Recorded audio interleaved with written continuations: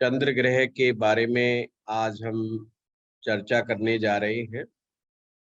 हमने वैदिक ज्योतिष में भी पढ़ा कि चंद्रमा हमारे मन को रिप्रेजेंट करता है। यहाँ पर भी लाल किताब में भी चंद्रमा मन है, तो कोई चेंज नहीं हुआ। ये तो बहुत अच्छी बात हो गई है। अब हमने समझना क्या है कि चंद्रमा बहुत ही निहायत सेंसिटिव ग्रह है। ये बहुत जल्दी पीड़ित हो जाता है। जरा से नेगेटिव प्रभाव से ही नेगेटिव परिणाम प्राप्त होने लग जाते हैं। चंद्रमा जिन लोगों की भी जन्म पत्रिका में खराब हो जाता है, पीड़ित हो जाता है, पाप ग्रह के साथ आ जाता है, तो मन से वो लोग खुश नहीं रहता। भाग दौड़ बहुत करते हैं, मेहनत बहुत करते हैं, पैसा भी कमा लेते हैं, पर बहुत ज्यादा पैसा नहीं कमा पाते। अपना गुजारा चलाने के लिए कमा लेते हैं। बहुत मेहनत करने के बाद जब उनको उतना धन प्राप्त नहीं होता जितना वो डिजर्व करते हैं या जैसा वो सोचते हैं, तो ऑटोमेटिक बात है, मेंटल प्रेशर बन जाएगा, मेंटल स्ट्रेस हो जाएगा। तो सबसे पहले हम यही बात को सीखेंगे कि किस प्रकार से चंद्रमा हमारी जन्म पत्रिका में खराब होता है। इसके दो तरीके हैं। एक तरीका तो ये है कि मैं ये समझाऊं कि कौन से भाव में किस तरीके से चंद्रमा हो अच्छा। दूसरा ये है कि भाव के में चंद्रमा के साथ कौन सा ग्रह बैठा है, उससे ही हमें समझ में आए। चंद्रमा को परेशान करने वाले ग्रहों के बारे में पहले हम लिस्ट बना लेते हैं, क्योंकि इसकी लिस्ट लंबी है। काफी चीजें तो आप समझते हैं। चंद्रमा यदि राहु के साथ हो, चंद्रमा केतु के साथ हो, चंद्रमा बुध के साथ हो, चंद्रमा शनि के साथ हो, चंद्रमा शुक्र के साथ हो, चंद्रमा सूर्य के साथ हो, ये सभी चीजें, मैंने केतु लिखवा दिया ना, तो राहु केतु समझ लो, बोला है ना। इनके साथ अगर चंद्रमा हुआ जन्म पत्रिका में, तो समझो चंद्रमा पीड़ित हो गया। चंद्रमा जब पीड़ित होगा तो मन तो दूषित होगा, माता को भी कष्ट लग जाता है, माँ भी दुखी रहती है, माँ भी परेशान रहती है, माँ को भी हेल्थ सिचुएशन गड़बड़ा जाती है। और हमें साथ में ये भी ध्यान रखना है, चंद्रमा का संबंध हमारे मन के साथ साथ हमारी आयु से भी। जिन लोगों की जन्म पत्रिका में चंद्रमा बलवान होता है, अच्छा होता है, अच्छे का मायने ये इन पाप ग्रह जो लिस्ट बनवाई है उनमें वो शामिल नहीं हो, तो एक तो उनको कम मेहनत करके ही ज्यादा मिल जाता है, थोड़े प्रैक्टिकल ज्यादा होते हैं, समझ बहुत जल्दी जाते हैं चीजों को। और आप लोगों के दिमाग में एक जन्म पत्रिका आ रही होगी, भगवान श्री कृष्ण की कुंडली, जो वृष लगन की कुंडली, लगन में ही चंद्रमा विराज। कितने अच्छे चंद्रमा भगवान श्री कृष्ण कुंडली में प्रैक्टिकल होते हैं और बहुत ही न्यायप्रिय टाइप के होते हैं। परंतु उसके विपरीत जो चंद्रमा पीड़ित हो जाता है, तो ये चाहते हैं कि कोई हमारी प्रशंसा करे तो हम खुश हो जाएं, दूसरों की प्रशंसा के मोहताज हो जाते हैं। इसलिए प्रशंसा प्राप्त करने के मारे अपने बारे में बातें भी बढ़ा चढ़ा के बोल देते हैं कि हम तो यूं हैं, हम तो यूं हैं। पैसा कितना भी कमा रहे हो, हमेशा अपनी इनकम को ज्यादा ही बताएंगे। कब नहीं बताएंगे किसी के सामने। बेशक घर में बैठ के अपने परिवार में हल्ला मचा रहे हो कि 1 रुपया नहीं बच रहा और हालात खराब है और कर्जा चढ़ा हुआ है, ये है वो है, और दूसरे को कभी नहीं कहेंगे कि हमारा, कोई भी आके पूछ ले काम धंधा कैसा चल रहा है, कि बहुत ही बढ़िया चल रहा है। अब हम भाव के हिसाब से देखेंगे। बड़ा आसान तरीका मैं बताता हूं। यदि किसी व्यक्ति की जन्म पत्रिका में बृहस्पति भाव नंबर 1 से लेके 6 के बीच में, भाव नंबर 1 से लेके 6 के बीच में यदि बृहस्पति है तो चंद्रमा खराब।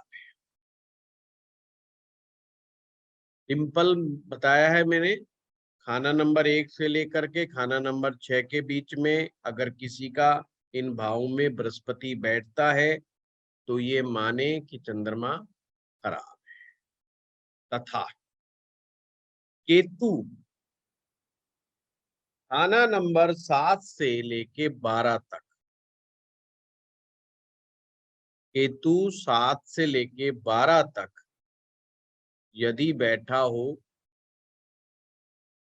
तो भी चंद्रमा खराब है। तो दो स्थितियां बताई, एक तो बृहस्पति से देखनी है।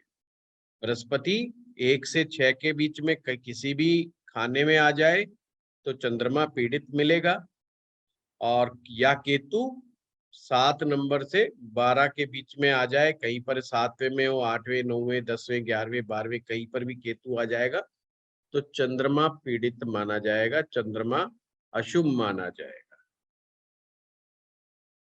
और मैंने एक लक्षण बताया, जिन लोगों का चंद्रमा पीड़ित होता है उन्हें ज्यादा मेहनत करनी पड़ती है, हमेशा वो काम करते रहना पड़ेगा। उनकी जिंदगी में ये एक बहुत बड़ी समस्या ही रहती है। एक शब्द आप लोग बहुत सुनते होंगे, अगर आप मोटिवेशनल स्पीकर को सुनते हैं किसी को, वो एक बात कहते हैं फाइनेंशियल फ्रीडम, कि फाइनेंशियल फ्रीडम लाइफ में मिल जानी चाहिए और फलानी एज तक फाइनेंशियली बंदा फ्री हो जाना चाहिए। फाइनेंशियली फ्री का मतलब धन की, दिमाग में धन हमारे लिए तनाव का कारण ना बने। और जब चंद्रमा अशुभ होता है तो धन भी तनाव का एक कारण होता है। अब वो चाहे कितना ज्यादा कमा ले, अभी ये भी ध्यान रखना, मैं ये नहीं कह रहा कि वो कमा नहीं सकते, वो जितना मर्जी कमा ले पर अपनी कमाई से संतुष्ट नहीं होते। किसी ना किसी चीज को लेकर, किसी ना किसी बात को लेकर के धन संबंधी उनके दिमाग में चलता रहे। दूसरी बड़ी बात, दिखावा करने की थोड़ी प्रवृत्ति होती है। दिखावा यानी कि जैसे मान लो कोई नई गाड़ी ले आया जिसका चंद्रमा शुभ है, और जब तक 10 लोगों को नहीं बता देगा या नहीं दिखा देगा अपनी गाड़ी, उसको चैन नहीं पड़ेगा। तो ये एक दिखावा करने की प्रवृत्ति भी उनके अंदर होती है। और अब कमाल ये है, ये चंद्रमा जो अशुभ चंद्रमा है इसमें इतनी बुराइयां हैं, पर एक अच्छाई ये भी है, ये आदमी को ज्योतिषी बहुत अच्छा बना सकता है। देखो कईयों के चेहरे मुस्कुरा जाएंगे, हैं? कईयों को ज्योतिषी बहुत, मतलब जिनका चंद्रमा अगर अशुभ है तो अभी टेंशन में आ गए थे, किसी का चंद्रमा, किसी का बृहस्पति 1 से 6 तक था तो वो भी पीड़ित बता दिया, या केतु 7 से 12 तक था तो भी चंद्रमा पीड़ित बता दिया, तो वो ज्योतिषी बहुत अच्छे बनते। अब कैसे ये लोग पैसा कमाना सीखते हैं? ये लोग पैसा कमाना सीखते हैं, इनको पैसा कमाना आता नहीं। पहले तो बचपन में यार दोस्त इनको मूर्ख बनाते रहते हैं, ठगते रहते हैं पैसा उनसे।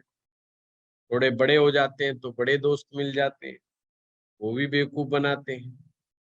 फिर एक समय आता है घर वाले बेवकूफ बनाते हैं। फिर एक समय आता है दुनिया वाले बेवकूफ बनाते हैं।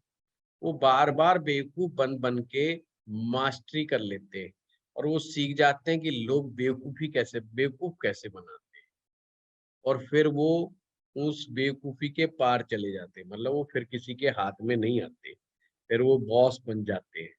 फिर वो कहते हैं अब हम बताएंगे कि बेवकूफ कैसे बनाते हैं, क्योंकि हम सारी कला सीख गए। तो बेवकूफ पहले बनते हैं, पहले परेशानियां प्राप्त करते हैं, इमोशनल डेंट बार बार खाते हैं, इमोशनली अपसेट बार बार होते हैं। जीवन में बार बार उनके ऐसे इवेंट्स आएंगे जब उनको इमोशनली डेंट खाना पड़ता है। इन सब चक्करों में चलते हुए बुढ़ापे का जो समय होता है उनका, धन के मामले में बहुत अच्छा करता है। या आप दूसरे अगर प्रेडिक्शन करना हो तो ऐसे भी कर सकते हैं, जीवन का उत्तरार्ध काल, यानी आफ्टर द एज ऑफ 36 उनमें उनका बल्ब जलता है दिमाग का, ये अच्छा बहुत बेवकूफ बना लिया मुझे आप लोगों ने। तो वो बेवकूफ बनना कम हो जाता है और 42 की उम्र के बाद ही बिकेम द मास्टर, फिर वो मास्टर बन। अब आपने वैदिक में ये भी सुना होगा कि चंद्रमा जिनका पीड़ित होता है वो बहुत अच्छे वकील होते हैं, बहुत अच्छे डॉक्टर हो सकते हैं, बहुत बड़े जो है अधिकारी हो सकते हैं। फिर यहाँ पर भी वही नियम है, डॉक्टर बनना है, अच्छा वकील बनना है, तो आपके लिए चंद्रमा अगर पीड़ित भी है तो ज्यादा दिक्कत पालने की जरूरत नहीं, क्योंकि डॉक्टर और वकील और साथ में ज्योतिषी और जोड़ लो, ये जिंदगी में जब तक काम करते रहेंगे जब भी पैसा आएगा। ये काम करना बंद कर देते हैं, पैसा आना भी बंद हो जाता है। इसीलिए इनको आर्थिक चिंताएं बहुत सताती रहती हैं। बेशक ये कितना ही पैसा कमा ले, उनको लगता है कि और ज्यादा कमा लेना चाहिए। तो अशुभ चंद्रमा पैसा कमाने के मामले में तो ऐसी दिक्कत पैदा नहीं करता, बस समस्या एक ही है, मेहनत ज्यादा करवाता है। और जो शुभ चंद्रमा वाला कम मेहनत में भी ज्यादा पाता है, मानसिक तनाव नहीं पालता। अब अशुभ चंद्रमा के साथ एक और खामी भी है। क्या खामी है वो? कि अशुभ चंद्रमा अपनी घर गृहस्थी में भी प्रॉब्लम पैदा करता रहता है, क्योंकि मन खराब है ना, तो नीयत जो होती है वो चंद्रमा से देखी जाती है। नीयत के मामले में अव्वल दर्जे का कंजूस हो जाता है। घर परिवार बाहर, अब आप पर्सनैलिटी को समझना, बाहर तो दिखावा करता फिर रहा है, बाहर तो 100 के 500 के 2-2 हजार के नोट निकाल निकाल के दिखाएगा, पर अपने घर परिवार के बीच में बैठेगा तो 10-10 20-20 रुपए के खर्चे को लेकर टेंशन में पाल लेगा। तो क्या होगा, घर परिवार में तनाव पैदा हो जाएगा। तो ये चंद्रमा गड़बड़ है, इसका मतलब सिंपल सी बात है। समझ गए बात को? तो ये अपनी घर गृहस्थी में भी बिना मतलब की आफत मोल लेते रहते हैं। मतलब जीवन साथी कुछ कहे ना कहे, पर कुछ ना कुछ ऐसी खुरापात कर बैठेंगे, क्योंकि इनको प्रशंसा बहुत प्रिय है, और जीवन साथी प्रशंसा ना करे तो समस्या खड़ी हो जाएगी। फिर चंद्रमा शुभ है, मन में पैदाइशी रूप से जहर घुला हुआ है, तो अब वो बात, चंद्रमा को आप साफ और स्वच्छ पानी के रूप में समझिएगा 1 मिनट के लिए। जितना स्वच्छ मन है, यानी कि आपका चंद्रमा उतना ही ज्यादा स्वच्छ है। और स्वच्छ मन शांत होता है, संयमित होता है। अशुभ चंद्रमा वालों में पेशेंस की कमी पाई जाती है, बहुत जल्दी पेशेंस खो बैठते हैं, कभी कभी तो टेम्परामेंट भी लूज कर बैठते हैं, कभी कभी। अब उल्टा समझो, घर वालों के सामने ज्यादा टेम्परामेंट लूज करके दिखाते हैं, बाहर वालों को नहीं दिखाएंगे, बाहर वालों को तो मुस्कुरा मुस्कुरा के दिखाएंगे, घर वालों के सामने ज्यादा जल्दी टेम्परामेंट लूज कर देंगे। अब आप समझना इस पर्सनैलिटी को, ये चंद्रमा खराबी की निशानी लाल किताब में। मैं आपको बार बार कह दूं, हम लोग सभी लोग वैदिक ज्योतिष से पढ़ करके आए हैं। मेरे पास कुछ स्टूडेंट्स के फोन आते हैं आजकल, तो थोड़ा कंफ्यूज भी वो हो जाते हैं जल्दी। तो मैं उनको एक ही बात कहता हूँ, हमारे सब कॉन्शियस में वैदिक किताब, बहुत लंबे समय से हम वैदिक किताब पढ़ रहे हैं, तो वही सूत्र घूम घूम के बार बार हमारे दिमाग में आते हैं कि दशमेश फलानी जगह बैठा है, पंचमेश फलानी जगह बैठा है। देखा, यहाँ लाल किताब में ऐसा नहीं है, कारक सेम है। हमेशा ध्यान रखिएगा, कारक सेम है लाल किताब के और वैदिक के, पर देखने की टेक्निक डिफरेंट है। जैसे मैंने यहाँ पर चंद्रमा, अब शनि और चंद्रमा को तो वैदिक में भी अच्छा नहीं माना गया, राहु चंद्रमा को तो वैदिक में भी अच्छा नहीं माना गया, वो ही चीज यहाँ पर भी नहीं मानी।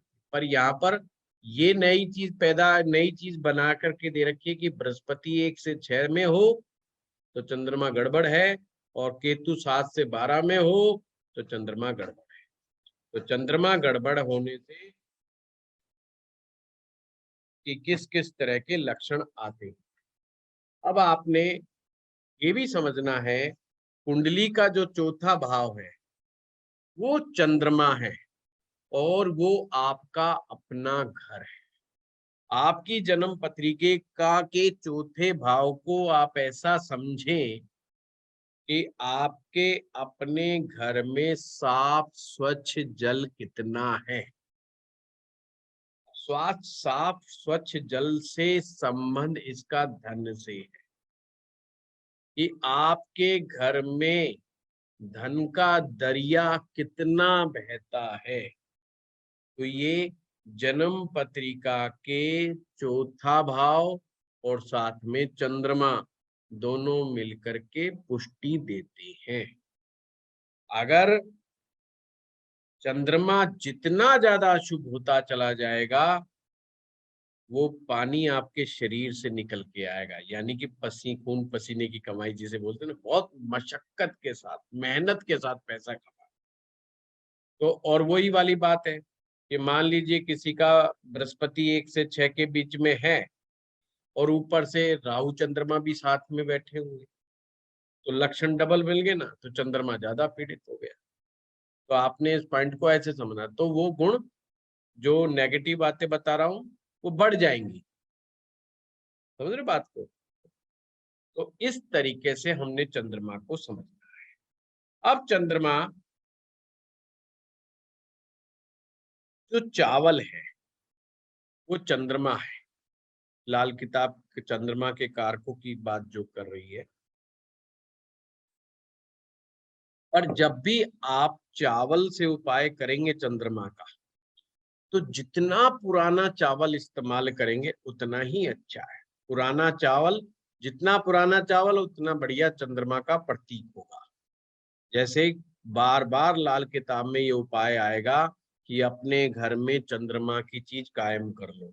कायम करने का मतलब रखो संभाल के। तो जैसे कहा भाई चंद्रमा किसी को स्थापित करना है, तो अपने घर की रसोई में वो चावलों का कट्टा भर के रख सकता है, और वहीं पर एक चावलों का कट्टा या किसी बर्तन में भर करके वो चावल रखे, और वो चावल जितने ज्यादा पुराने हो उतने अच्छे, या उसे पुराने होने दीजिए।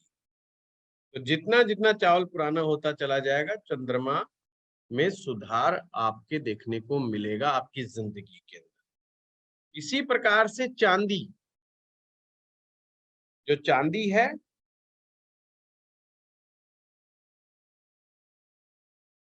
वो भी चंद्रमा की प्रतीक है।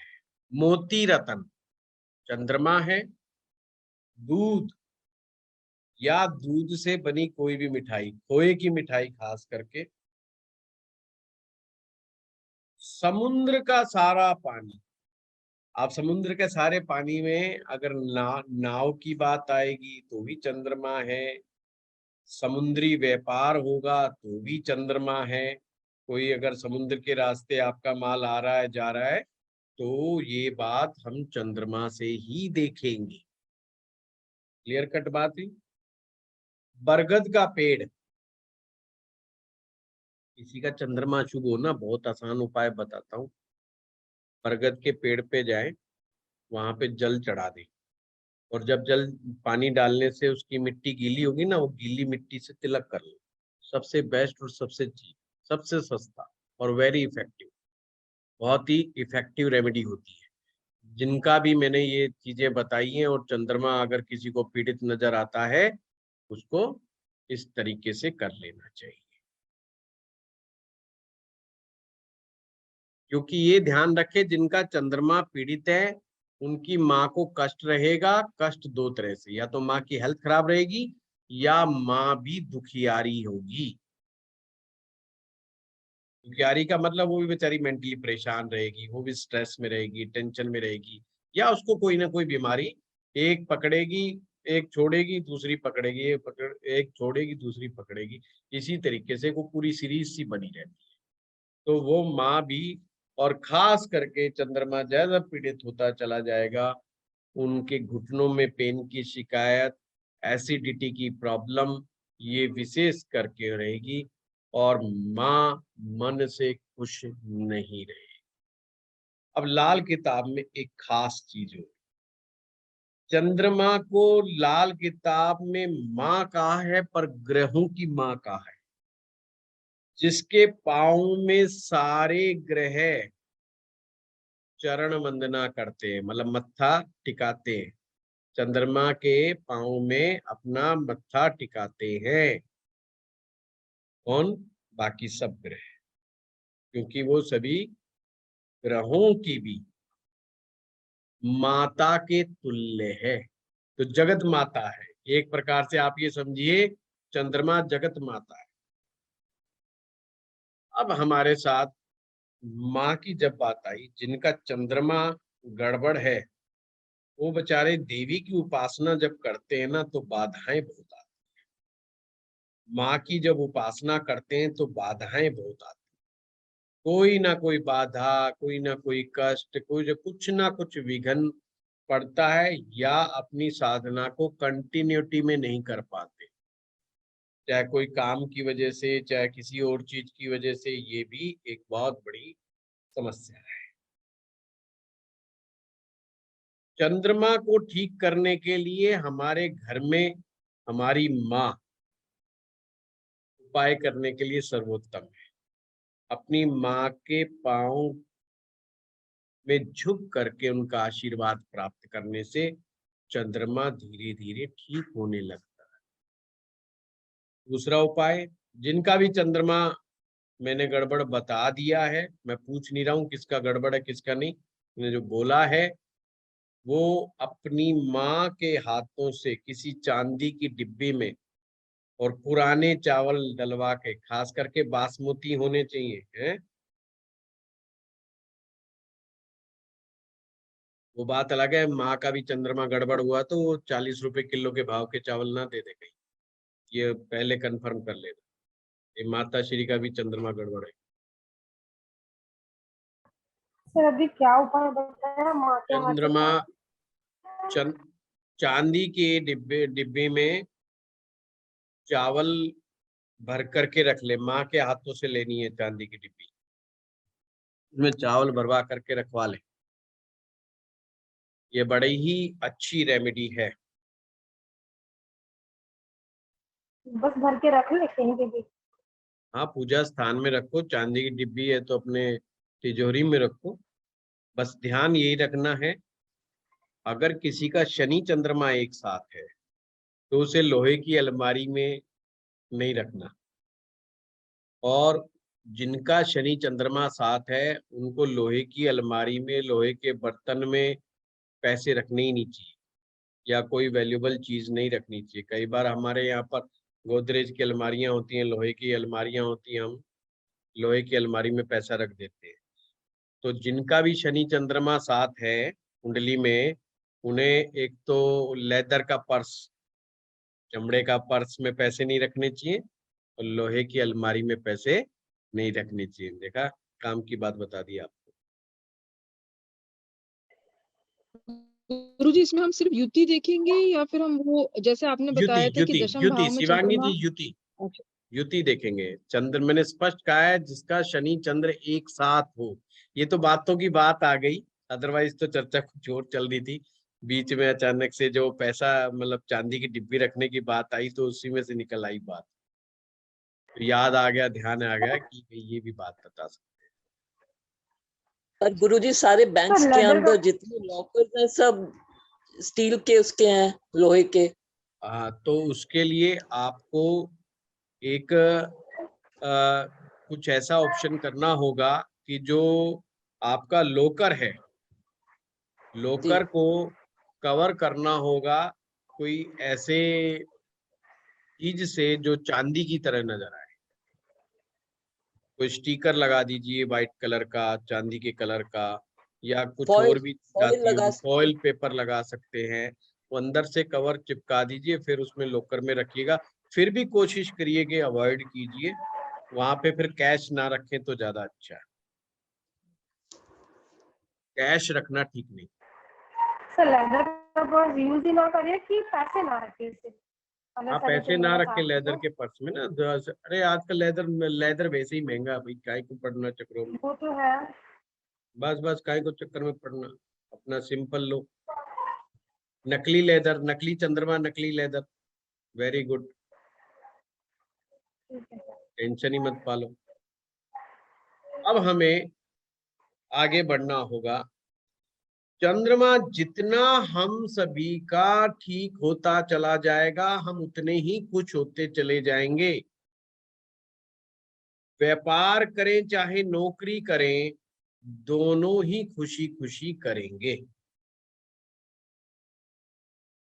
अब यहाँ पर एक मैं थोड़ी सी कंडीशन और समझा देता हूं। कुंड यदि किसी का चंद्रमा 5वें भाव में, 6ठे भाव में, 11वें और 12वें भाव में, फिर से रिपीट कर रहा हूं, चंद्रमा 5वें भाव में, 6ठे भाव में, 11वें भाव में और 12वें भाव में चंद्रमा हो, तो उसे व्यापार करने से बचना चाहिए।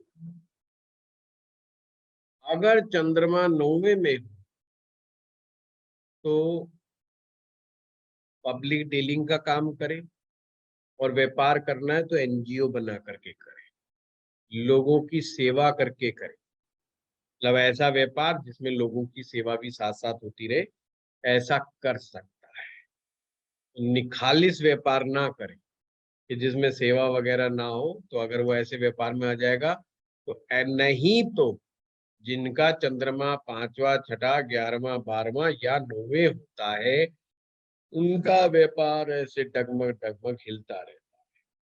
उनके व्यापार में निरंतर कोई ना कोई बाधा, अप एंड डाउन आते रहते हैं, और उनको समझ नहीं आता कि इस व्यापार को चलाएं तो कैसे चलाएं।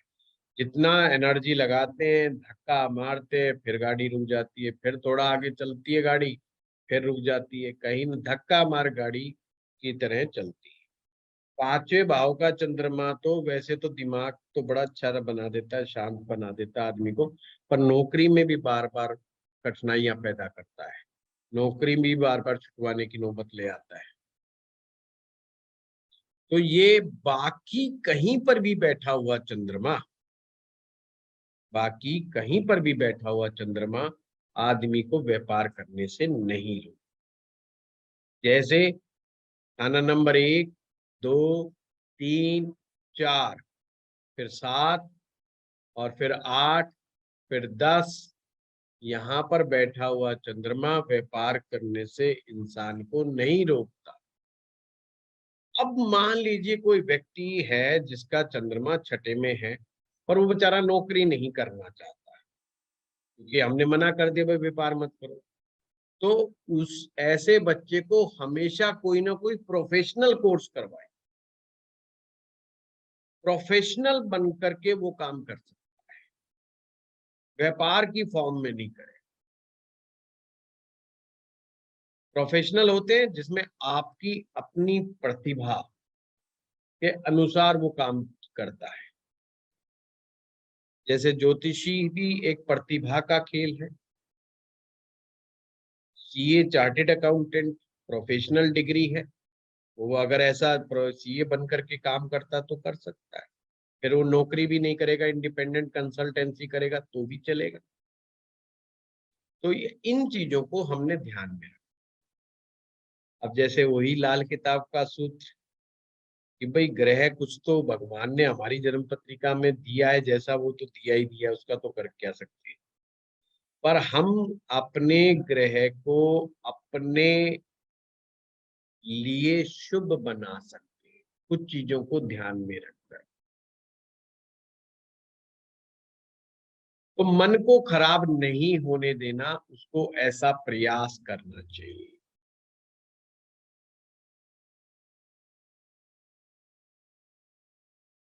Everyday meditation must. जिनका भी चंद्रमा खराब है उन्हें डेली कोई ना कोई डेली मेडिटेशन करना चाहिए।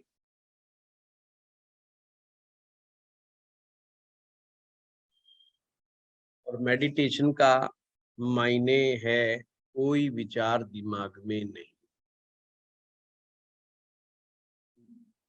बस शांत भाव से बैठना है और विचार शून्य स्थिति तक पहुंचना है। जितना ये रिलैक्स रहेगा उतना ही चंद्रमा ठीक रहेगा। क्योंकि जिनका चंद्रमा खराब होता है, एक तो सोचते कुछ ज्यादा ही है, अलर्ट बहुत ज्यादा रहते हैं, क्योंकि उन्होंने जिंदगी में धोखे इतने खा लिए होते हैं या उन्होंने इतने धोखे देख लिए होते हैं, उनको हमेशा भय बना रहता है कि कोई मेरे साथ फिर से चीटिंग ना कर दे। एक्स्ट्रा अलर्टनेस उनके साथ दिक्कत लेकर के आती है। तो ऐसे में मेडिटेशन उनके लिए बहुत जरूरी हो जाता है। साथ में जिनका चंद्रमा अशुभ होता है उन्हें ना लोहे से संबंधित काम भी नहीं करना चाहिए।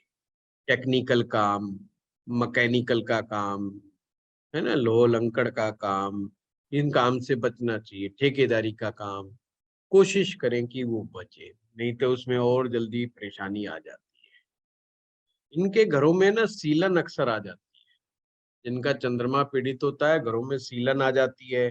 घर में कोई ना कोई सामान खराब हो जाएगा, कभी बिजली का सामान खराब हो जाएगा, कभी कोई ना कोई चीज खराब हो जाएगी। तो उन्हें बार बार इन चीजों को लेकर के दिक्कतों का सामना करना पड़ता है।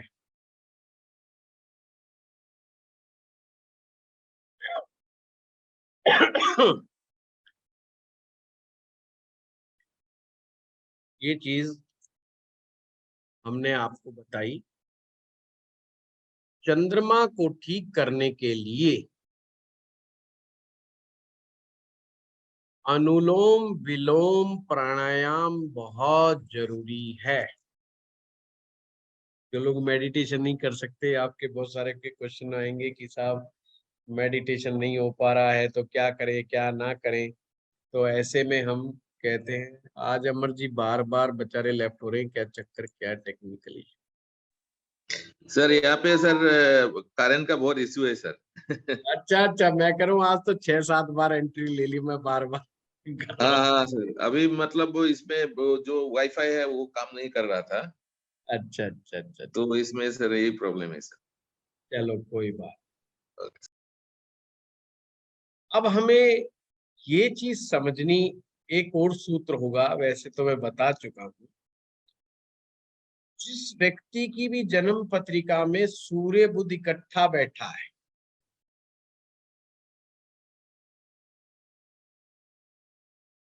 तो उसे ऐसे इमेजिन करना चाहिए जिस भाव में भी सूर्य बुध बैठा है वहां पर चंद्रमा के असर को भी गिनना चाहिए।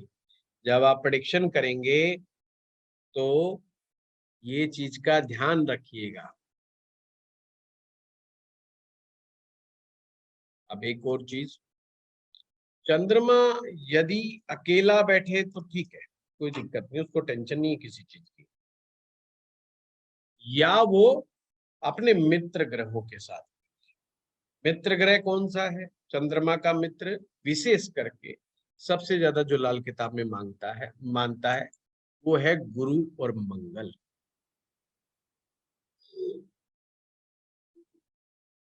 इसकी सूर्य से भी मित्रता है, ये मैं बता दूं। और सूर्य और चंद्रमा के इकट्ठे आने से अमावस्या हो जाती है।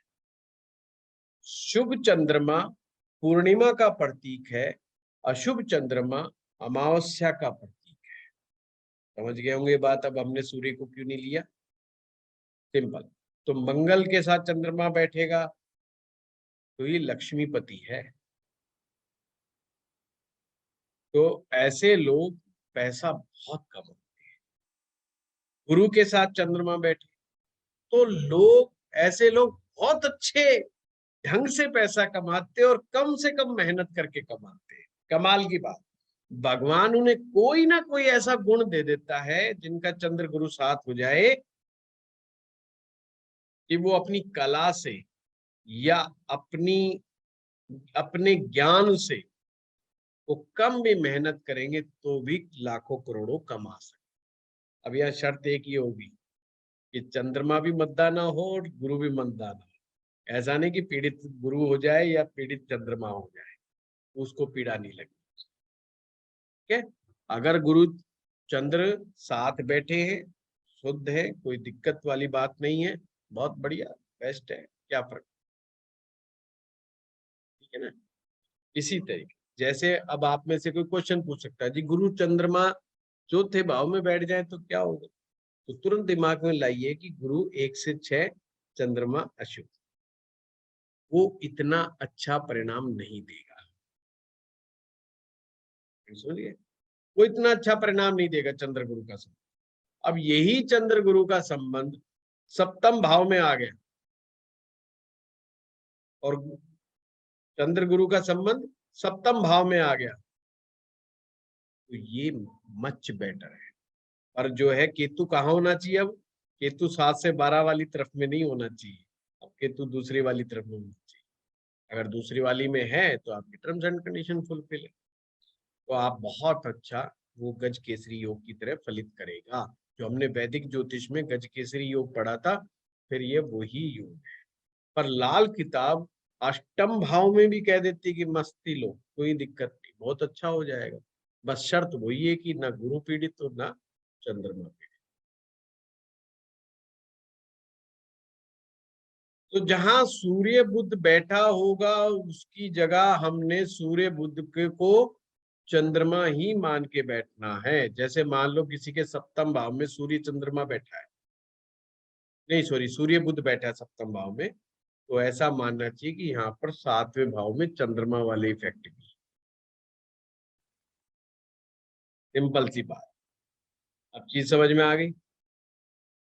बहुत आसान तरीके से आज आपको मैंने चंद्रमा के बारे में बताया। अब यदि आप पुस्तक को पढ़ेंगे लाल किताब में, तो किसी पुस्तक में चंद्रमा को किसी भाव में अच्छा बताया है, किसी पुस्तक में किसी भाव को अच्छा बताया है। तो ये भाव वाला चक्कर ही मैंने आपको नहीं बताया कि पहले भाव में हो, तीसरे में हो, 5वें में, तो ये 8, ऐसा मैंने बताया ही नहीं, क्योंकि कई पुस्तकों में भिन्न भिन्न चीजें लिखी गई है। तो ये चीज इस टेक्निक से अगर आप पकड़ोगे, जिस टेक्निक से मैं आपको बता रहा हूं, तो आपके लिए तो काम आसान हो जाएगा और टेंशन नहीं पालोगे। अब एक केस स्टडी कर लेते हैं राहु चंद्रमा के बारे में। तो राहु चंद्रमा जन्म पत्रिका में किसी भी कुंडली में हो तो उसका तो बेचारे का चंद्रमा पीड़ित हो गया, ये तो हमने समझ लिया। पर जब भी आप बहू को घर में लेकर के आ रहे हो, यानी अगर किसी ऐसी लड़की के साथ शादी आपके घर परिवार में हो रही है जिसका राहु चंद्रमा एक साथ है, या आपका खुद है राहु चंद्रमा एक साथ है, तो ससुराल वालों के लिए अच्छा नहीं माना जाए। अगर लड़का है, मान लो कोई लड़का है जिसका राहु चंद्रमा साथ में है, तो शादी होने के बाद सबसे ज्यादा बड़ी मुसीबत साले पे आएगी। साला बहुत अच्छे ढंग से पैसा नहीं कमा पाता, उसको बहुत स्ट्रगल करना पड़ता है। पर ससुर बेचारा लगा रहता है और बुढ़ापे तक लगा रहता है और कुछ ना कुछ करता ही रहे, मतलब उसका पीछा नहीं छूट रहा होता बेचारे का, उसको मेहनत करनी ही पड़ती है। अगर लड़की ऐसी जिसका राहु चंद्रमा है, तो जिस दिन वो घर में आएगी उस दिन के बाद से ससुराल वालों की भी मानसिक चिंताएं बढ़ जाएगी, वो भी खुश नहीं रह पाएंगे, वो भी मानसिक रूप से अच्छे नहीं रह पाएंगे। अब यहाँ पर हमने कुछ नियमों को और समझना। अगर वो ससुराल वाले लोग ऐसी जगह पर रहते हो जहां पर रेलवे लाइन पास में पड़ती हो, ट्रेन की पटरी हो, ट्रेन गुजरती हो, रेलवे स्टेशन पास में हो, कूड़े का ढेर यानी घर के आसपास कोई कूड़े का ढेर लगा रहता हो, या कोई कारखाना, कोई यूनिट लगी हुई, कोई मैकेनिकल काम होता हो, मशीनरी का काम होता हो, टेक्निकल काम ज्यादा होता हो,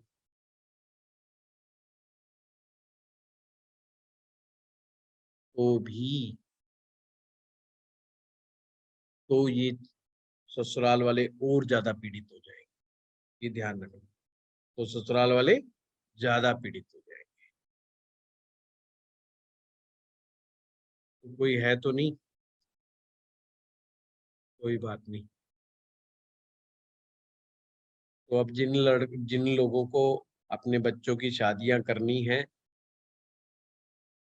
तो आने वाले बच्चों के राहु चंद्रमा देख लेना, ठीक है। तब पर ये केतु के लिए तो नहीं है ना, सिर्फ राहु के लिए बताया ना चंद्र आपने? हाँ, ये राहु के लिए बताया है, केतु के लिए बताऊं क्या? हाँ जी सर, जी, ऐसी डरावनी बातें बता दीजिए। केतु चंद्र के और केतु अगर एक साथ हो तो बच्चे टेंशन में रहते हैं, उन्हें बिना मतलब तनाव लेने की आदत रहेगी।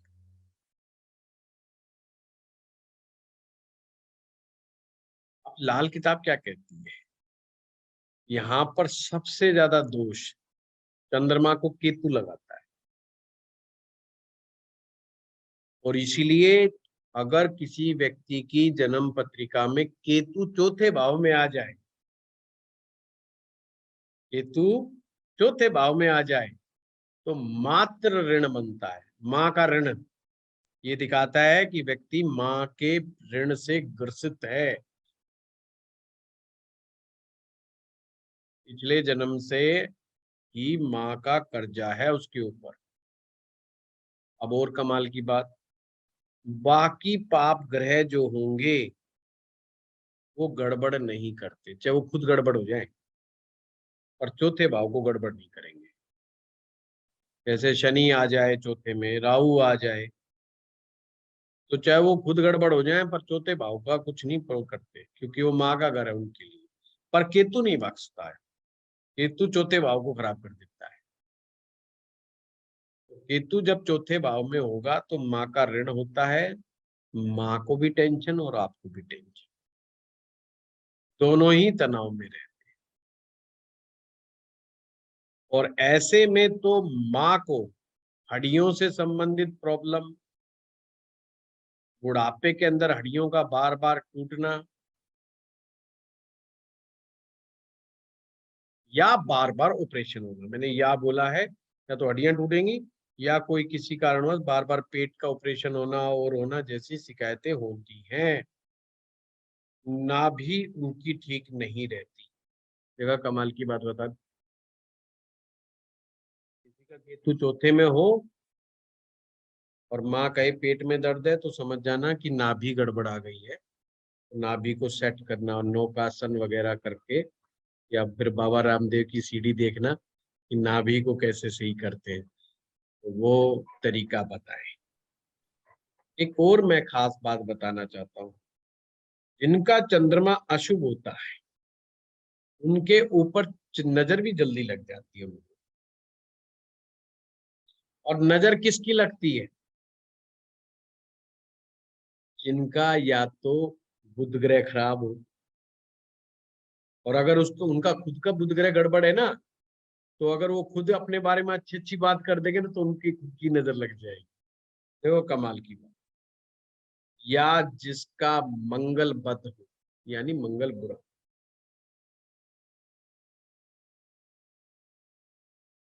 तो अब आगे से लाल किताब में हमने ध्यान रखना है, हर किसी की नजर नहीं लगती। नजर उसी व्यक्ति की लगेगी आपको जिसकी उसकी कुंडली में, खुद की कुंडली में बुध खराब हो या मंगल खराब हो, तो दो ही लोगों की नजर लग सकती है, बाकी की नहीं लगती है। मंगल बद वाले की नजर लगती है तो हम लाल सूखी मिर्च है, वो बच्चों की नजर उतारते हैं, घरों में देखा होगा ना, सूखी मिर्च लेते हैं, ऊपर से उतारते हैं और आग में डालते हैं,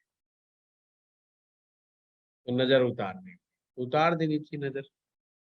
इन लोगों को लग भी जाती है, पर जिनका बुध ठीक है, जिनका मंगल ठीक है, अगर वो व्यक्ति उस व्यक्ति की प्रशंसा जितनी मर्जी कर ले, उसको नजर नहीं लगी। देखा कितनी काम की बात है। अक्सर हमें नजर दोष देखने में बड़ी कठिनाई आती। कई आते हैं हमारे पास कि जी नजर लग गई, बच्चे को लग गई, या कई तो बड़े बड़े भी हो जाते हैं जी नजर लग गई। तो वैदिक ज्योतिष में ऐसी बात नहीं लिखी है कि नजर कैसे लगे, पर लाल किताब इस चीज को मानती है और उसके लिए नियम भी लिखा और उसको ठीक करने का उपाय भी साथ में लिखा। अब यहाँ पर कुछ सर चीजों एक बार का ये और दोबारा रिपीट कर दीजिए। अगर किसी का बुध व मंगल स्ट्रांग है तो नजर नहीं लग सकती उसको? उसको नहीं, उसकी नजर दूसरे को नहीं लगेगी। ओके। चलो ठीक करा, पूछ लिया। तो गलत सलत उतार लेंगे तो समस्या मेरे लिए खड़ी हो जाएगी। नहीं नहीं सर, पूछ लेंगे, वो एकदम डिस्टर्ब हो गया कुछ। इसीलिए कहता हूँ सभी लोग कैमरे पे रहे।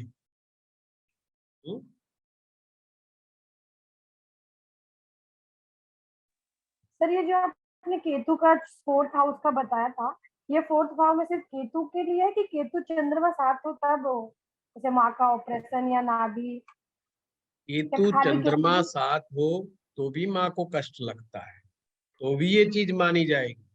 अगर केतु चौथे भाव में चला गया तो उसे माँ का ऋण कह के पुकारा है लाल किताब।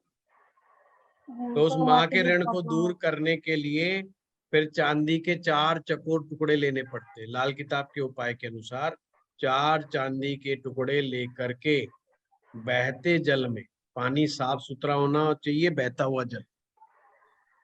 तो अब आप में से बहुत सारे लोगों का ये प्रश्न हो सकता है कि जी हमारे शहर में तो बहता हुआ जल नहीं है, और है तो बहुत अच्छा नहीं है, या बहुत दूर है। तो जब भी कहीं पर भी ऐसे तीर्थ स्थान पर जाएं जहां पर हमारी पवित्र नदियां हैं देश में, चाहे आप मैं गुड़गांव में रहता हूं तो हमें तो बार बार गंगा जी याद आती है। तो कभी हरिद्वार जाएं, ऋषिकेश जाएं, या जहां जहां से गंगा नदी गुजर रही है, नर्मदा गुजर रही है, जो भी शुभ नदियां मानी जाती है, पवित्र नदियां मानी जाती है, सरयू अयोध्या में है। तो अगर ऐसे तीर्थ स्थानों पे जाते हो, वहां पर पवित्र नदी मिलती है, तो वहां पर जाकर के भी उपाय कर सकते हो। और कमाल की बात, इस बात का विचार नहीं करना कि आज का दिन सोमवार है कि नहीं। चंद्रमा के देवता लाल किताब में भगवान शिव है। भगवान शिव की तरह रहने की प्रेरणा चंद्र ग्रह हमें देता है। तो बड़ा टिपिकल है भगवान शिव का जीवन, तो है गले में ही सांप डाल रखा है, घर गृहस्थी छोड़ करके भागना नहीं। जिनका चंद्रमा खराब होता है उन्हें लगता है, वो घर गृहस्थी की जो जिम्मेवारियां होती हैं उन्हें जब निभा रहे होते हैं, उन्हें लगता हम तो यही बहुत बड़ा कर्म कर रहे हैं, घर गृहस्थी निभा रहे, मतलब बहुत बड़ा दुनिया का पहाड़ तोड़ रहे हैं, उन्हें इतना भारी लगता है और ये नहीं समझते। तो भाई जिम्मेवारी है, निभानी पड़ेगी। ये तो कार्मिक हैं, ये तो कर्माज हैं, ये निभाने पड़ेंगे। आपको पति को झेलना पड़ेगा, पत्नी को झेलना पड़ेगा, बच्चों को झेलना पड़ेगा, उनके लिए कमाना पड़ेगा, उनको खिलाना पड़ेगा। ये आम रूटीन के काम, उनके भविष्य के लिए आपको पैसा इकट्ठा करना पड़ेगा। ये आपकी जिम्मेवारियां हैं। पर चंद्रमा शुभ वाला इनको निभाने में ही वो सोचता है। तो किसी जो राजा सिकंदर से कम नहीं कि जो तूने इतनी बड़ी लड़ाई लड़ दी है, कहाँ से छोड़ करके मैं कहाँ पर आ गया। कहने का मतलब मेरा ये है, वो बहुत जल्दी इरिटेट हो जाते हैं, बहुत जल्दी फ्रस्ट्रेशन में चले जाते हैं। और घर का कोई सदस्य उन्हें कह दे कि तुमने अभी तक किया ही क्या है, ये बात तो उनको बिल्कुल साक्षात गाली देने लायक हो जाती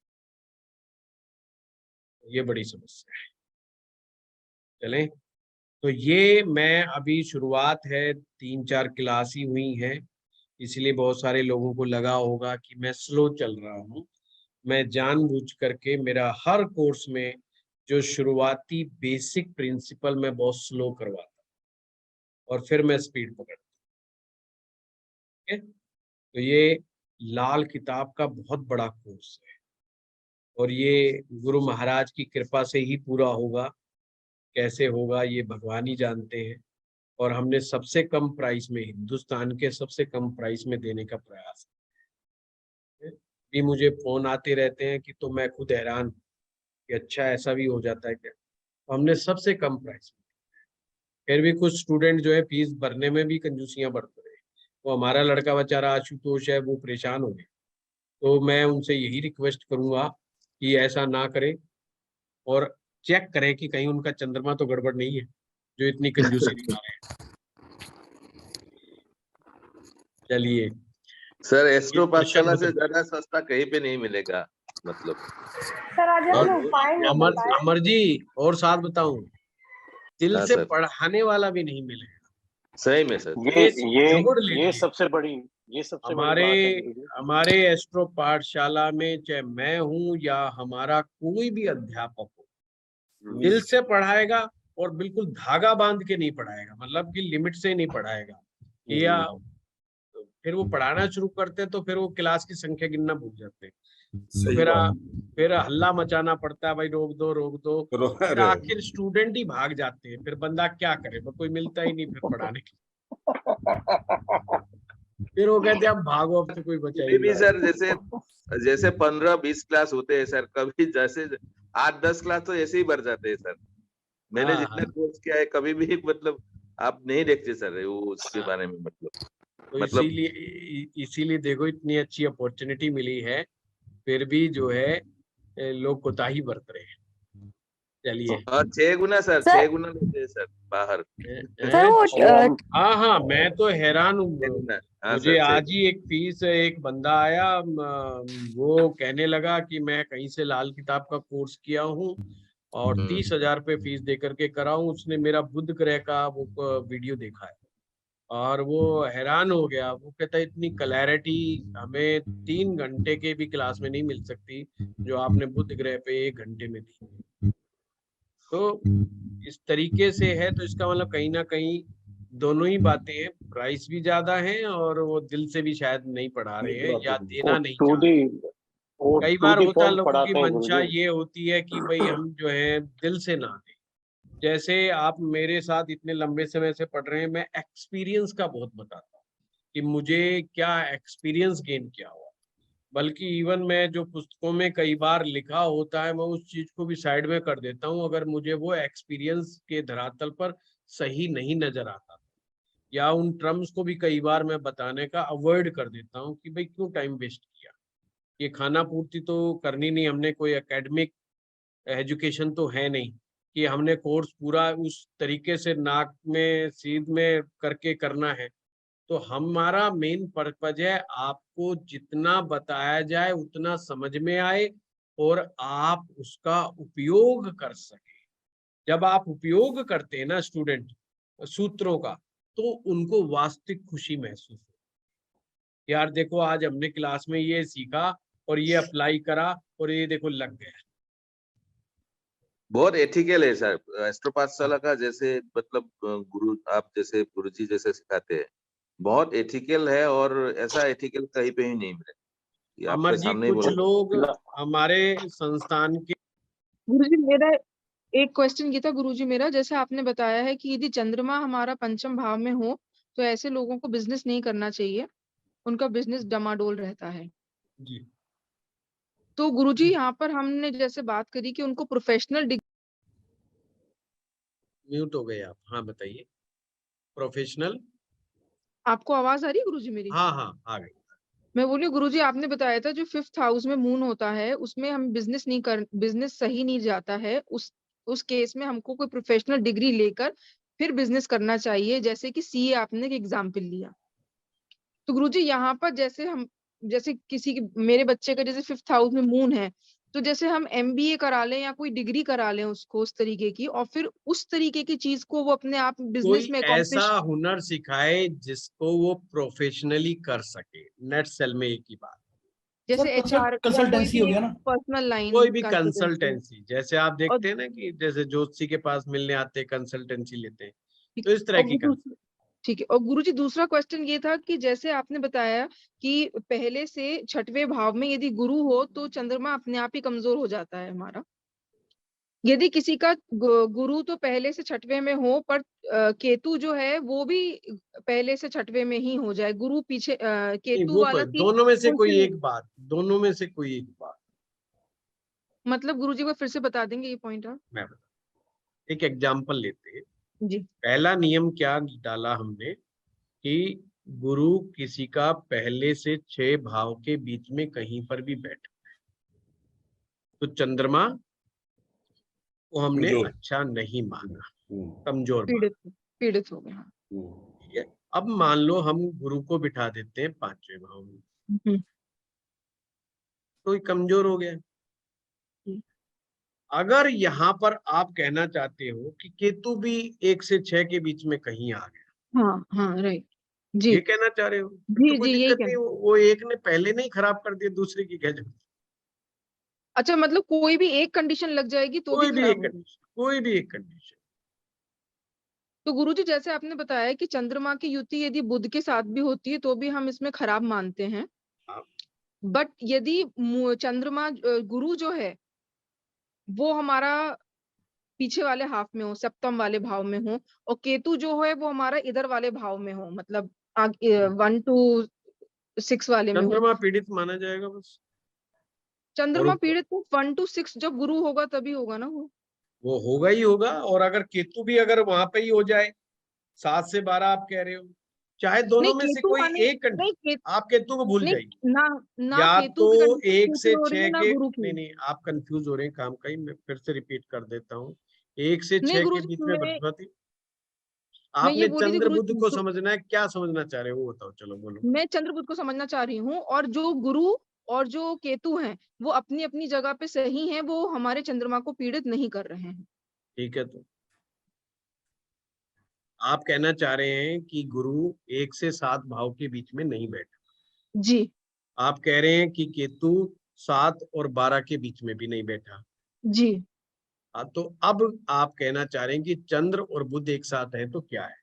जी ठीक है ना। हाँ, तो इसको लाल किताब में अच्छा नहीं माना, ये पिता पुत्र का झगड़ा है। पिता पुत्र, ठीक है गुरु एक जी। ऐसा पिता जो रियल में पिता है पर पिता होने से इनकार कर रहा है, पिता होने की जिम्मेवारी से इनकार कर रहा है। फिर बताऊं, एक ऐसा पिता जो रियल में पिता है पर पिता की जिम्मेवारी निभाने से इनकार करता है और पुत्र को छोड़ करके चला जाता है, तो ये चंद्र बुध का संबंध पितृ दोष माना जाता है। तो इसे लाल किताब कहती है ये पितृ दोष लगते हैं, तो उनकी कुंडली में पितृ दोष माना जाए। अब आपके हिसाब से ये चंद्र अच्छा हुआ या बुरा हुआ? ये चंद्र अच्छा नहीं माना नहीं हुआ। है शिवांगी जी। ये राहु इसलिए केतु मैंने के साथ में भी ये जाते भी बताया था कि राहु के साथ चंद्रमा हो, केतु के साथ चंद्रमा हो, और शनि के साथ चंद्रमा हो तो भी पीड़ित है, बुध और चंद्रमा साथ हो तो भी है, शुक्र चंद्रमा साथ हो तो भी है। तो ये सारी कंडीशन, और सूर्य चंद्रमा साथ में हो तो भी है, तो चंद्रमा पीड़ित हो जाता है। और इसीलिए गुरुजी यदि सबसे शुरुआत में कहा था चंद्रमा सबसे ज्यादा सेंसिटिव प्लेनेट है, इसको दोष सबसे जल्दी लग जाता है, और छोटी गुरुजी सी भी एक प्रॉब्लम पॉइंट से जैसे आपने बताया कि सूर्य और बुध यदि साथ में हो किसी भी भाव में हमारी जन्म पत्री में, तो वहां पर हमें उस भाव में चंद्रमा को भी मानना चाहिए। ऐसा तो फील जैसे करना चाहिए, इमेजिन करना चाहिए, मतलब वहां पे लिखना नहीं है कि चंद्रमा है, दिमाग बस में जब प्रेडिक्शन कर रहे हो तो असर मान आपको ये मान के चलना चाहिए कि चंद्रमा वहां पे बैठा हुआ है। तो जैसे जैसे किसी सपोज के करो, चतुर्थ भाव में सूर्य और हैं? बुध साथ में है, हाँ, तो वहां पे तो हम चंद्रमा भी बना। चंद्रमा, तो हम प्रिडिक्शन में 4th हाउस में मून को भी मानेंगे, मतलब कि हाँ, ये जो रिजल्ट चंद्रमा के चौथे भाव में बैठने के होंगे वही वो सूर्य बुध रिजल्ट का। भी उनको बताने हैं, वो तो ये उनको शुभ हो बोलने जाएगा ना। हैं। है जी। तो फिर इसको तो शुभ मानेंगे ना, चंद्रमा चतुर्थ भाव में हो जाएगा, यदि ये मानेंगे तो। चतुर्थ, देखो मैंने भाव तो बताया नहीं कि कौन से भाव में चंद्रमा नहीं, बैठेगा तो मैंने शुभ होगा एग्जाम्पल लिया था गुरुजी, ये तो मैंने ऐसे वो तो एग्जाम्पल गुरु लिया था। डिसाइड करेंगे ना शिवांगी जी। और राहु आप कह रहे इकट्ठे बैठ जाते हैं गुरुदेव, जहाँ हैं लाल किताब में राहु और केतु इकट्ठे बैठ जाते हैं। वो वर्षफल में, हाँ, वर्षफल में तो कब कैसे वो करेंगे? वर्षफल जब मैं कराऊंगा उसमें अच्छा बिल्कुल अच्छा अच्छा। डिविजनल चार्ट की तरह है। वो हाँ राहु केतु सब अलग अलग है, आप हाँ, वहाँ पे सबकी अपनी अपनी सरकार है इधर। हाँ, यस। राहु अपने अलग चलता है, केतु अपने अलग चलता है, पर उपायों में राहु अगर खराब असर दे रहा हो तो केतु का उपाय कर दो, केतु खराब असर दे रहा हो तो राहु का उपाय कर दो। लाल किताब में उपाय करने में ये एक दूसरे को हेल्प करते हैं, मतलब अगर राहु का उपाय हो रहा है तो केतु अपने आप शुभ हो जाएगा, केतु का उपाय हो रहा है तो राहु अपने आप शुभ हो जाएगा। परंतु वैसे ही ये वर्षफल में अलग अलग होते हैं। ये भी हो सकता है किसी का राहु तो 8वें घर में बैठा हो और केतु 10वें में बैठ जाए, यस। या 9वें में बैठ जाए, वो हो सकता है, वो कॉमन, वो सभी के रहेगा वर्षफल में, मैक्सिमम लोगों के इधर उधर हो जाएगा, तो उसकी चिंता नहीं करना। वर्षफल बनाना बहुत आसान है, 15-20 मिनट लगेंगे मुश्किल से, उसको कोई दिक्कत वाली बात। और आजकल तो सॉफ्टवेयर भी आ रहे हैं, पर मैं सॉफ्टवेयर की बात ही नहीं करूंगा। कोई भी इस हर लाल किताब में वर्षफल बनाने की सारणी दी, कोई लाल किताब उठा करके देख लेना, कोई खरीद लेना, एक परचेज कर लेना, वहां उसी में ही मिल जाती है, उसी से ही बन जाती है, बनाना मैं सीखा। हाँ लक्ष्मी जी। सर, पहला क्वेश्चन ये कि यदि आपका चंद्रमा यानी चंद्रमा अगर मंदा है तो पुराने चावल रसोई में बोरी भर के रखे जाएं, इसकी कोई समय सीमा? जितना लंबे समय तक रख सकते हो, 3 साल 5 साल, चावल खराब नहीं अगर होगा। अगर इसे हटाना हो तो इसका क्या करें चावलों का? दूसरी बोरी रख दीजिए। नहीं, इन चावलों का क्या किया जाए? चावलों को खाइए खूब आराम से, जरूरी नहीं फेंकनी। दूसरा क्वेश्चन ये, नवम का चंद्रमा यदि है तो व्यापार में दिक्कत आती है, उतार चढ़ाव आते हैं, इसके बदले में एनजीओ से रिलेटेड काम करना या चाहिए। सेवा भाव, ठीक है, हाँ, या सेवा भाव ना। ठीक। और गुरुजी मेरे 2 सवाल कल के क्लास को लेके हैं, कल मैं प्रेजेंट नहीं थी तो क्या मैं वो अभी करूं? बोलिए बोलिए, कोशिश करूंगा मैं, पूरी क्लास प्रयास करेगी। यदि चौथे भाव में सूर्य है गुरु के साथ तो इसे अच्छा माना जाएगा। ठीक है। परंतु मेरे पास एक चार्ट आया, इनको सरकारी सहायता पूर्ण रूप से नहीं मिल रही है, यानी इनके सूर्य में कहीं दिक्कत है। सरकारी सहायता से मीनिंग आप समझाइए। सरकारी नौकरी सहायता से हाँ, नहीं, सरकारी नौकरी से और स्कॉलरशिप से इन्हें दिक्कत आ रही है। नौकरी का तो जब प्रश्न आएगा लक्ष्मी जी, जब शनि ग्रह को हम डिस्क्राइब करेंगे तो फुल्ली डिस्क्राइब हो जाएगा। ठीक है सर, तो मेरी बात कई बार क्या होता है कि नौकरी का ही योग नहीं होता, तो बड़ी समस्या हो जाती है। ठीक है, तो यहाँ पे सूर्य अच्छा है, लेकिन इनको सरकारी थोड़ी दिक्कतें आ रही हैं स्कॉलरशिप वगैरह में। तो मैंने पाया उस चार्ट में कि प्रथम भाव में राहु विराजमान है। ठीक है, ठीक तो है। इससे ये निकलता है कि इनको ग्रहण दोष लगा हुआ है। नहीं, प्रथम भाव में राहु राहु विराजमान है। राहु है, हाँ, क्योंकि जमीन मंगल की और राहु को वहां पे अच्छा, सॉरी, फिर ग्रहण सूर्य को कैसे अच्छा लगेगा? सर, सूर्य का घर है ना, सूर्य वहां पे दिग्बली होते हैं। नहीं नहीं नहीं नहीं, दिग्बली का कंसेप्ट पहली बात तो लाल किताब में मत कीजिए। पहले भाव में जमीन मंगल की है, पहला भाव मंगल का है। लाल किताब काल पुरुष की कुंडली की तरह चले। चलेगी। हम तो सभी ने अपने आप को मेष लगन का मान के चलना है कि हम सभी मेष लगन के हो। सूर्य को वहां पे उच्च स्थान दिया गया है ना, जहाँ पे राहु बैठ गए आके, तो यहाँ आप पे ये सूर्य बताइए का पीड़ित हो अभी जाएंगे। आपने कहा है कि सूर्य चौथे में बैठा, जी तो जी फिर जी अभी जी। आप कह रहे हैं कि राहु के साथ सूर्य बैठा है। नहीं नहीं नहीं नहीं, सूर्य चौथे भाव में गुरु के साथ है। ठीक है, अब राहु कहाँ बैठा है? प्रथम भाव में। हाँ, तो वहां पे लगन ग्रहण में। कैसे लग जाएगा? सर, तो अगर हम लोग को काल पुरुष की कुंडली देख रहे हैं तो वहां पे राहु आ गए, तो क्या ये सूर्य से कनेक्टेड होंगे कि नहीं नहीं? नहीं नहीं नहीं नहीं होंगे। नहीं, नहीं होंगे। बिल्कुल नहीं हो। मैं वही तो कई कई देर से समझाने की कोशिश यही कर रहा हूँ। नहीं नहीं, वहां पे सूर्य मत मानिए, सूर्य आपका चौथे में ही है और उनका राहु लगन पर बैठा है। लगन के राहु को आपने कभी भी डिस्क्राइब करना हो तो ऐसे किया करो, राहु जो है माँ सरस्वती का रूप है। उस व्यक्ति की जीवा पर माँ सरस्वती बैठती है। अगर ऐसा व्यक्ति इंट्यूशन से रिलेटेड काम करे या शिक्षा से रिलेटेड काम करे तो बहुत बेटर काम कर सकता है। लोगों को मार्गदर्शन देने का काम करे तो बहुत बेटर काम कर सकता है। पर ये देखना पड़ेगा हमें, कोई भी ऐसा काम ना करे जिससे राहु खराब रिजल्ट देने लगे। राहु अगर खराब रिजल्ट देने लगेगा पहले भाव में बैठ करके, तो फिर वो व्यक्ति को कंफ्यूज रखेगा। व्यक्ति दुनिया भर की नॉलेज गेन करता फिरेगा, दुनिया भर की मेहनत करता फिरेगा, पल्ले कुछ नहीं पड़ेगा। फिर लोगों को बेमतलब का ज्ञान बांटता फिरेगा, पल्ले कुछ नहीं पड़ेगा, उसकी जेब में पैसा नहीं आएगा। तो प्लानिंग बहुत बड़ी बड़ी बनाएगा, स्ट्रैटेजी बहुत बड़ी बड़ी बनाएगा, पर पल्ले कुछ नहीं पड़ेगा। तो जब मैं राहु करवाऊंगा तो वो सब चीजें बताऊंगा आप लोगों को कि अगर इस तरह का राहु को, पहले भाव का राहु अच्छा भी होता है, पहले राहु का भाव का राहु बुरा भी हो सकता है, क्योंकि लाल किताब कर्मा को बहुत मानती, खास करके क्रियामान कर्मा को, कि कहीं जाने अनजाने में हम अपने ग्रह को खराब तो नहीं कर रहे। जैसे आज का ही टॉपिक है, मैं बोल नहीं पाया, अगर कोई अपनी माँ के साथ संबंध अच्छे न रखे, माँ को परेशान करे, माँ को पीड़ा पहुंचाए, माँ या माँ जैसी कोई भी महिला, चाहे वो दादी हो चाहे वो नानी हो, वो सब चंद्रमा का रूप है। या माँ के उम्र के बराबर की महिला, चाहे वो चाची हो आपकी, चाहे वो आपकी ताई हो, ये सब चंद्रमा का रूप है। कोई भी बुजुर्ग महिला, वो चंद्रमा का रूप है। तो क्या होगा, वो व्यक्ति का चंद्रमा अगर अच्छा भी होगा तो चंद्रमा खराब असर देना शुरू कर देगा, यानी उसको डे टू डे लाइफ में खराब चंद्रमा के ही परिणाम प्राप्त होंगे। तो गुरुजी, अगर यहाँ पे सूर्य अच्छे हैं तो इनको सरकारी सहायता यानी स्कॉलरशिप मिलने में बड़ी दिक्कत आ रही है।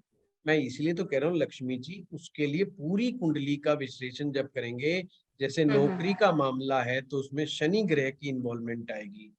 जब हमें स्कॉलरशिप के पीछे नवा भाव भी बहुत बड़ा जिम्मेवार होता है। हमें वो भी देखना पड़ेगा कि नवम भाव में कोई पाप ग्रह तो नहीं बैठा हुआ, कौन सा ग्रह बैठा हुआ है। जब मैं 1 से लेकर के 12 भाव बताऊंगा तो उसमें भी आपको डिस्क्रिप्शन मिलेगा। जब भी आप अपने एंड से देखिएगा, जरूर नवम भाव में कोई ना कोई त्रुटि है, नवम भाव में कोई ना कोई परेशानी है, इसलिए उनको स्कॉलरशिप मिलने में दिक्कत आएगी। ठीक है गुरुजी, आगे चल के देखते हैं। धन्यवाद गुरुजी। मालविका जैन जी। मेरा जो क्वेश्चन है, एक सर, अगर 5th हाउस की अगर हम यहाँ पे बात करते हैं, अगर इस हाउस में अगर मून एंड केतु अगर एक साथ बैठे हैं तो ये राशि के हिसाब से तो सन की राशि हो गई, लियो सिंह राशि हो गया यहाँ पर, और नहीं मानेंगे सर राशि? नहीं नहीं, आप ठीक बोलिए। सर राशि के हिसाब से हो गया, अगर मून यहाँ पे 5th हाउस में 5th भाव में बैठा हुआ है, तो मून के साथ आपने बोला कि सन अगर बैठा है तो अमावस्या हो गई, और केतु भी अगर साथ में बैठा हुआ है तो ये इसने मंगल को भी खराब, वो मून को खराब कर दिया। चंद्रमा बुरी तरीके से खराब। ओके, तो सर ये जो एडवांस की थोड़ी सी बात पूछ रहे हैं, जैसे बुक्स के अंदर लिखा हुआ है कि 5th हाउस में अगर चंद्रमा रहता है तो उसकी रेमेडी करते हैं, तो वो जस्ट नॉर्मल रेमेडी करने से काम चलता है या फिर पूरी कुंडली के हिसाब से? वो केस टू केस वेरी करता है। लाल किताब में ना नियम शर्त काफी ज्यादा है, क्योंकि वो डिविजनल चार्ट्स में भी नहीं जाने को कहता, कोई और चीजों में नहीं कहता, तो हर बात के पीछे कुछ नियम शर्त है। अब आपका केस बिल्कुल डिफरेंट हो गया। अगर आप कहते हैं कि क्या चंद्रमा पीड़ित है, तो मैं कहूँगा बिल्कुल पीड़ित है, चंद्र केतु एक साथ है, अब ये भी बताया। तो अब इसकी रेमेडी कैसे करनी है, तो रेमेडी बनने के लिए फिर मेरे को पूरा एक डिटेल से मैं धीरे धीरे करूंगा आप लोगों को कि रेमेडी कैसे करते हैं। तो उसमें जब मैं बताऊंगा करने के बाद आपको तो बहुत जल्दी चीजें समझ में आएंगी कि मैंने रेमेडी कैसे बता दी। अगर रेमेडी को लॉजिक से समझोगे लाल किताब में, तो सर में दर्द नहीं होगा, नहीं तो ध्यान करते करते बावले हो जाओगे कि कौन सी रेमेडी कैसे आएगी। ये तो सिंपल बता, ठीक है जी सर। सर दूसरा क्वेश्चन, सर आपने बोला कि किचन में किसी भी बर्तन में या बोरे में चावल को स्थापित कर लो, लेकिन कई बार ऐसा होता है कि कोई भी XYZ रीजन से नमी आ जाने की वजह से कीड़ा लग ही जाता है राइस के अंदर, तो उसके अंदर जो हम लोग सल्फर की गोली डाल के रखते हैं, क्या वो कर सकते हैं? कीड़े तो मार दिए आपने सल्फर से, राहु तो सारे भगा दिए। सर चावल को बचाने के लिए करना पड़ेगा ना, तो वो कर सकते हैं क्या? क्योंकि अगर चावल स्थापित करने लॉन्ग टाइम के लिए तो फिर वो पॉसिबल नहीं होता। या तो लाल किताब कहती है ये हम सल्फर को जहर मानते हैं, तो चावल में अगर आप सल्फर डाल रहे हैं तो वैसे ही चंद्रमा के साथ जहर मिला दिया, अपने मन को खराब कर दिया, उस घर में मानसिक चिंताएं वैसे ही बनी रहेगी। तो कोशिश करें कि ज्यादा लंबे समय तक मत रखें, 6 महीने स्थापित कर लिए, साल भर रखिए, किसी ऐसे बर्तन में रखिए जहाँ पे कीड़े ना पहुंचे, तो उस तरह की व्यवस्था कीजिए। तो मैं सल्फर की बात को नहीं कहूंगा, क्योंकि नहीं तो रेमेडी के हिसाब से, लाल किताब रेमेडी के हिसाब से चंद्र यानी हमारा मन में तो हमने पहले ही जहर मिला दिया, तो रेमेडी उल्टा खराब हो गई हमारी। ठीक है, तो वो काम हमने नहीं करना। दूसरी बात मैं आपको बीच में काटते हुए बोल रहा हूँ, जरूरी नहीं चावल, आप चांदी भी स्थापित कर सकते हैं, चांदी भी कायम कर सकते हैं, आप चांदी का कड़ा भी पहन सकते हैं।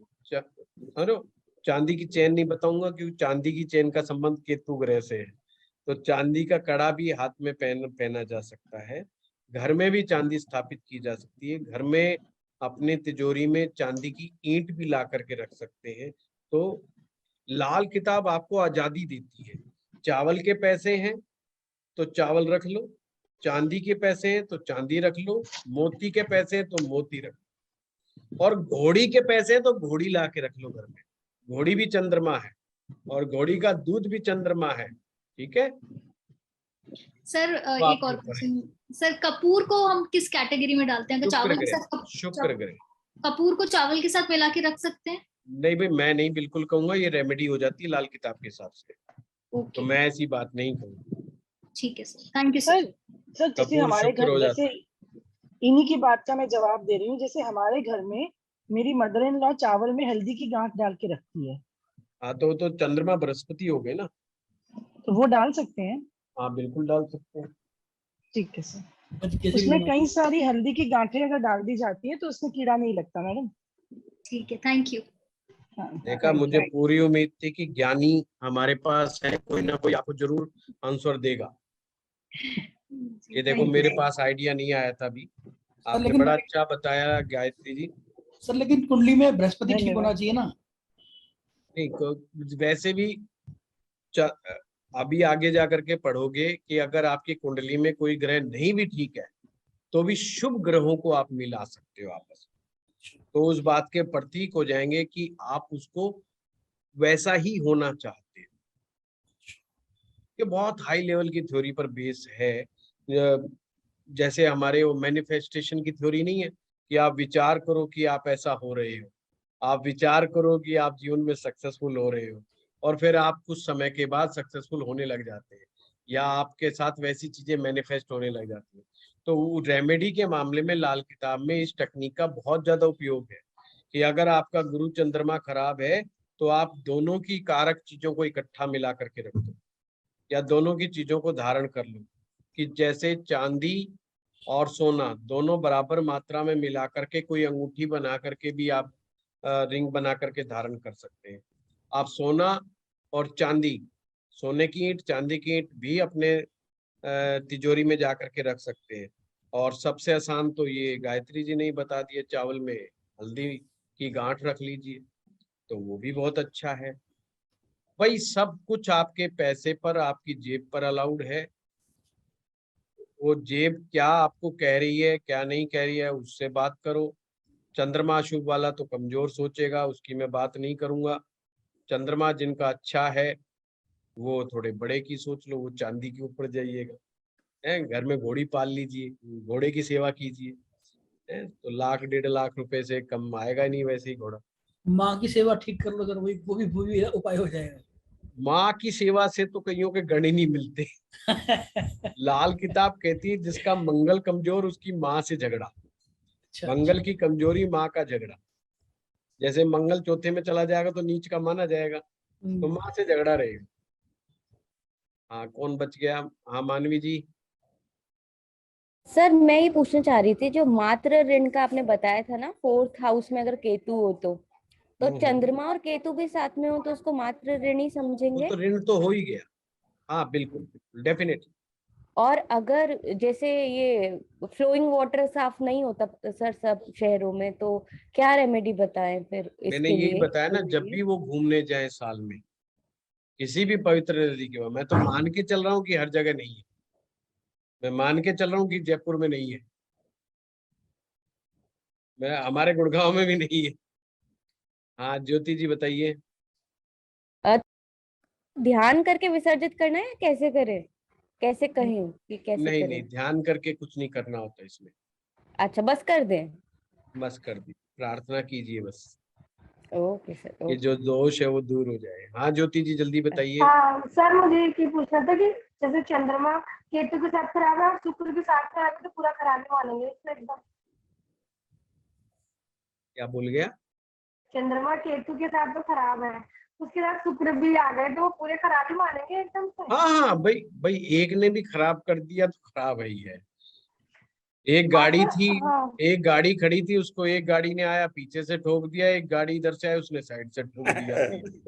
अब नुकसान थोड़ा बट ज्यादा हो गया, फर्क इतना ही है। और सर जैसे आपने चावलों की बात की थी, जैसे चावल में हमारे यहाँ जैसे हम नीम की पत्तियां डाल देते, तो क्या वो किसी ग्रह को, वो भी किसी ग्रह से रिलेट करेगा? बुध जैसे हाँ रिलेट करता है। लाल किताब में तो नीम के पेड़ का उपाय बहुत है।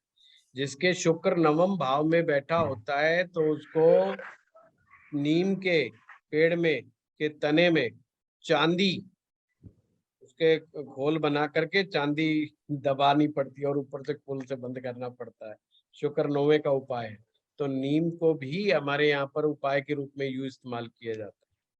गुरुजी सबसे अभी आपने बढ़िया बताया ज्योति जी कि बता दिया, मंगल, सिंपल सी बात है, गायत्री हाँ, जी ने सबसे बेस्ट रेमेडी बता दी है। हाँ, हल्दी की गांठ सबसे बेस्ट नहीं जैसे अब तक डाल रहे तो वो गलत कर रहे हैं, फिर इसका मतलब है। क्या कहेंगे? अब तक हमने जैसे चावल में नीम डालते हैं तो ये हम गलत कर रहे हैं? हाँ हाँ बिल्कुल, कीड़ों को तो बहुत ही गंदा लग रहा है ये। हाँ शिवांगी जी बताइए। गुरुजी जिनका मंगल कमजोर होता है उनकी माँ से लड़ाई होती है, माँ से झगड़ा रहता है। तो गुरुजी क्या हम मंगल को किन किन भावों में कमजोर मानते हैं? वो तो मैं बताऊंगा अब अगली बार, अगली क्लास में। अच्छा वैसे आप शुरू में नहीं आए, शायद डेमो में मैंने बताया था मंगल के बारे में। चौथे भाव में, 8वें भाव में मंगल केतु के साथ पूरा डिस्क्राइब किया था। बुध और केतु का कॉम्बिनेशन हो, कई कॉम्बिनेशन आप लोगों को बताया। चलिए आप लोगों का बहुत बहुत धन्यवाद।